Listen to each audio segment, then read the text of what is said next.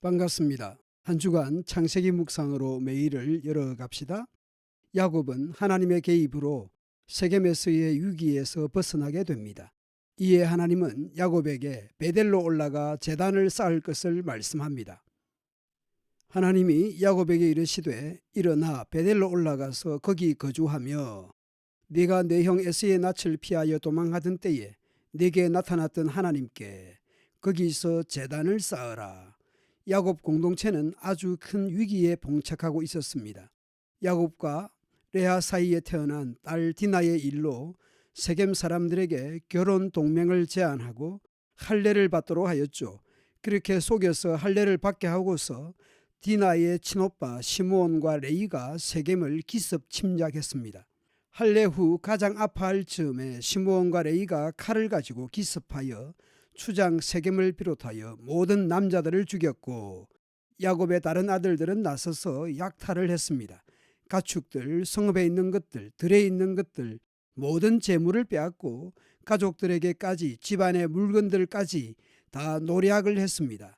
살인과 약탈의 이유는 그들의 누이 디나를 더럽힌 것 때문이었죠. 그런데 이것은 정의구현이라고 하기에는 너무나 과도한 보복이었습니다. 언약적 의미의 할례를 악용하여 살인을 일삼고 약탈을 일삼는 심각한 범죄를 저지른 것이죠. 이러한 복수극은 야곱에게는 엄청난 위기로 다가올 수밖에 없었습니다. 이러한 상황에서 하나님께서 야곱에게 나타나셔서 베델로 올라가 거주하라고 하셨던 것이죠. 베델은 어떤 곳입니까? 에서의 복수를 피하여 외가가 있던 바단 아람으로 가던 길에 하나님께서 베델에서 야곱에게 나타나셔서 내가 너와 함께 있어 네가 어디로 가든지 너를 지키며 너를 이끌어 이 땅으로 돌아오게 할지라. 내가 네게 허락한 것을 다 이루기까지 너를 떠나지 아니하리라 약속하셨던 곳이었습니다. 그리하여 야곱이 자기 집과 사람과 자기와 함께한 모든 자에게 이르되 너희 중에 있는 이방 신상들을 버리고 자신을 정결하게 하고 너희들의 의복을 바꾸어 입으라. 옷은 겉으로 보기에 기능적인 면도 있지만 때로는 속 사람을 표현하는 가장 적절한 방법이기도 한 것이죠. 우리가 일어나 베델로 올라가자.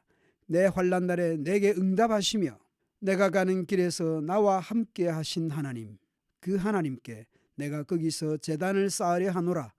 야곱의 말에 그들이 자기 손에 있는 모든 이방 신상들과 자기 귀에 있는 귀고리들을 야곱에게 주었습니다. 그리고 야곱은 그것들을 세겜 근처 상수리 나무 아래에 묻었습니다.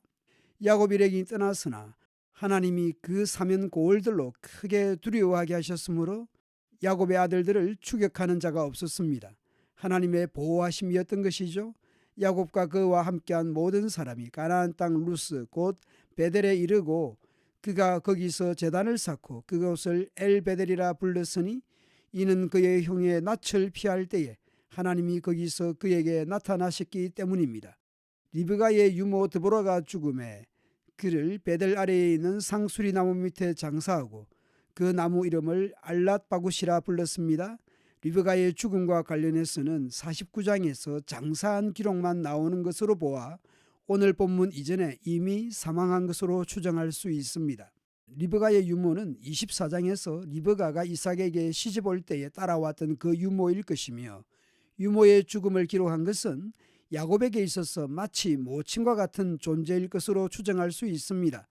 한편 알론바굿은 애통의 상수리 나무라는 뜻으로 이방 신상들을 묻은 세겜 근처 상수리 나무를 연상한다는 점에서 이제 하란과 관련된 것들과의 단절을 의미하면서 동시에 가나안 약속의 땅에서의 새롭게 시작한다는 의미를 가지는 것으로 보입니다. 야곱이 바단 아람에서 돌아오매 하나님이 다시 야곱에게 나타나사 그에게 복을 주시고 하나님이 그에게 이르시되 네 이름이 야곱이지만은 내 이름을 다시는 야곱이라 부르지 않겠고 이스라엘이 내 이름이 되리라 하시고 그가 그의 이름을 이스라엘이라 부르시고 나는 전능한 하나님이라 생육하며 번성하라 한 백성과 백성들의 총회가 네게서 나오고 왕들이 네 허리에서 나오리라. 내가 아브라함과 이삭에게 준 땅을 네게 주고 내가 네 후손에게도 그 땅을 주리라. 하나님이 그와 말씀하시는 곳에서 그를 떠나 올라가시는지라. 야곱이 하나님이 자기와 말씀하시는 곳에 기둥 곧 돌기둥을 세우고 그 위에 전제물을 붓고 또 그 위에 기름을 붓고 하나님이 자기와 말씀하시던 곳의 이름을 베델이라 불렀습니다. 그들이 베델에서 길을 떠나 에브라스로 가는 노중에 라헬이 해산하게 되어 심히 고생하여 그가 난산할 즈음에 산파가 그에게 이르되 두려워하지 말라. 지금 네가 또 등담하느니라. 라헬이 죽게 되어 그의 혼이 떠나려 할 때에 아들의 이름을 베노이라 불렀으나 그의 아버지 야곱은 그를 베냐민이라 불렀습니다. 라헬이 죽음에 에브랏 곧 베들레헴 길에 장사되었습니다. 야곱이 라헬의 묘에 비를 세웠더니 지금까지 라헬의 묘비라 일컬었습니다. 이스라엘이 다시 길을 떠나 에델 망대를 지나 장막을 쳤습니다. 야곱의 아들은 12이었습니다. 그런데 이스라엘이 그 땅에 거주할 때에 르우벤이 가서 그 아버지의 첩 비라와 동침하였습니다. 세겜에서는 외부의 문제였지만 이제 내부의 문제가 발생합니다. 아주 심각한 공동체 내부에 도덕성을 상실하면서 르우벤의 장자의 지도력을 상실하게 되는 셈입니다.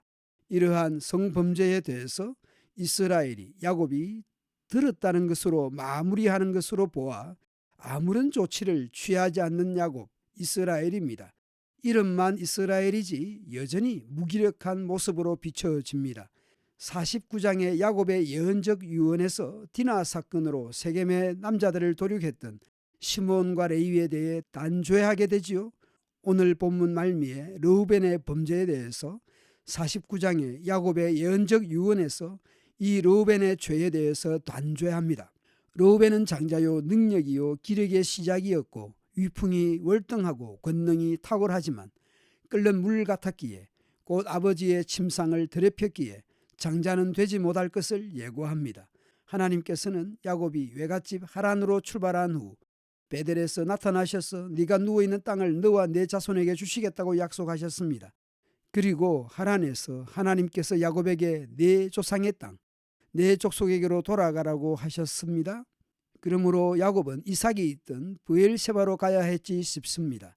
그런데 야곱은 세겜에서 정착하려고 했고 거기서 사단이 났던 것이죠. 하나님께서는 다시 베델로 올라가서 거기 거주하라고 말씀합니다.